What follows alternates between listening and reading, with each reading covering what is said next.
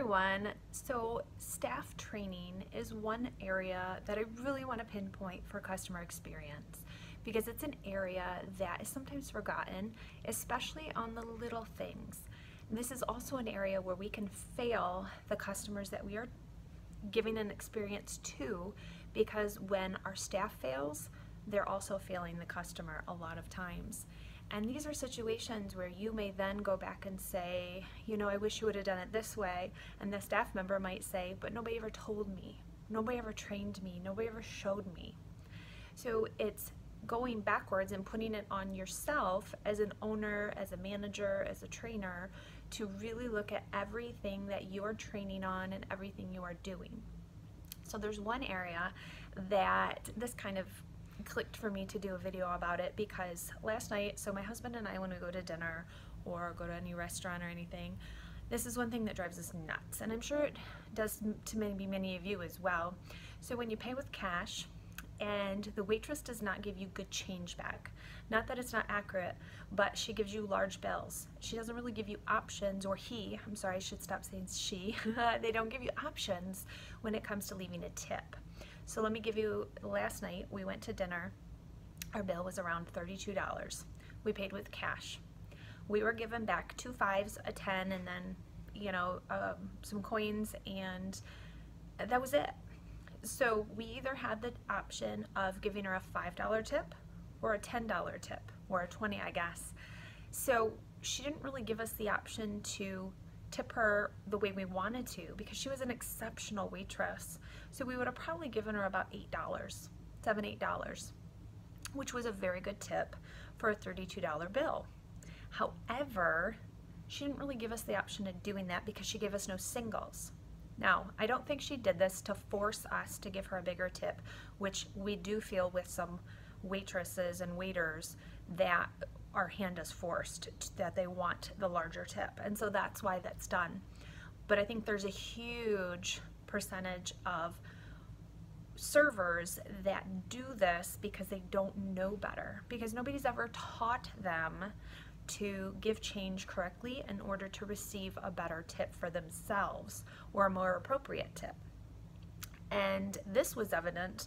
We went to another restaurant that this happened, and we had a young waitress, and she was really, really good. She gave us only, she gave us like $3 in singles, and she gave us a 20. The bill was like $50, so a $3 tip was an insult, especially because she gave us good service, but a $20 tip was way too much, so we wouldn't have left that. And my husband's first reaction was, he was kind of pissed and he was annoyed, so he's like, that's all she deserves if she's going to do that. And I said, you know, I think this is a situation where she does not know.